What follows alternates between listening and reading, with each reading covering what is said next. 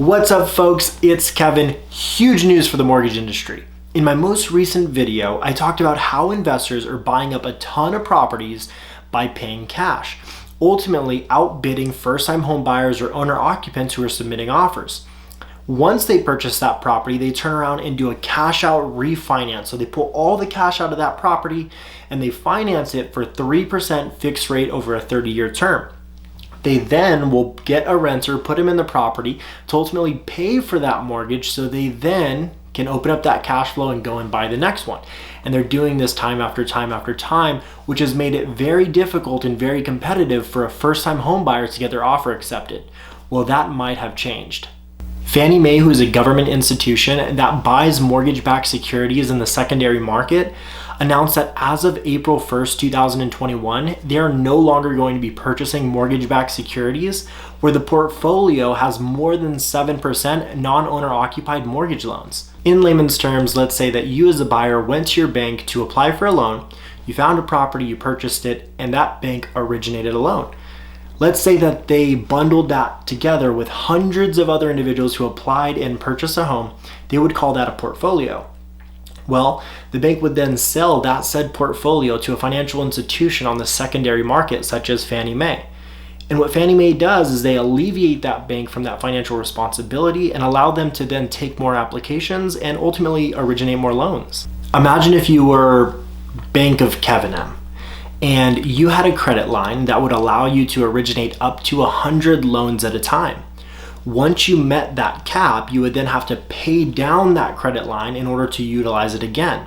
Well, in this example, paying down that credit line is selling those mortgage-backed security portfolios to Fannie Mae. The reason this is huge news is because if Fannie Mae agreed that they're only going to purchase mortgage-backed security portfolios that have less than 7% non-owner occupied, then that means that 93 out of 100 of those mortgage loans need to be individuals who intend on living in that property.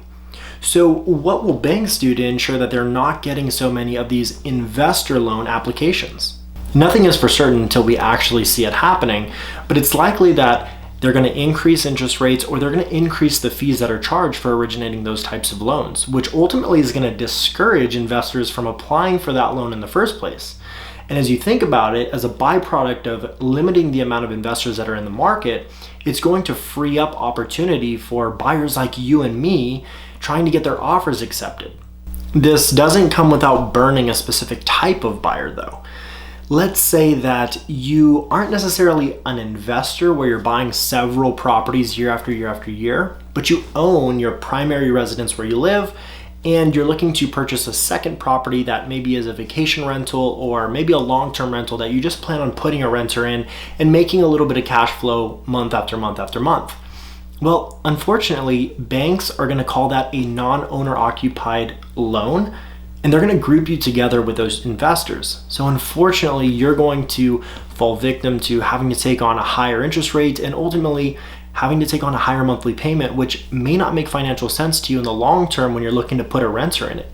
Although I have my loan license, I am not a lender. I encourage you to reach out to a local loan officer in your area, ask them about the specifics of your needs and your purchase, so that way they can better identify what that rate would be for you and whether it makes financial sense. Now, if you are looking to purchase a home in the San Diego market and you have questions, feel free to drop a comment down below. I'm happy to answer it to the best of my ability. And if you like this video, please hit the like button, send it to a friend or a family member who you think can benefit from it. Maybe they're considering purchasing a home sometime soon.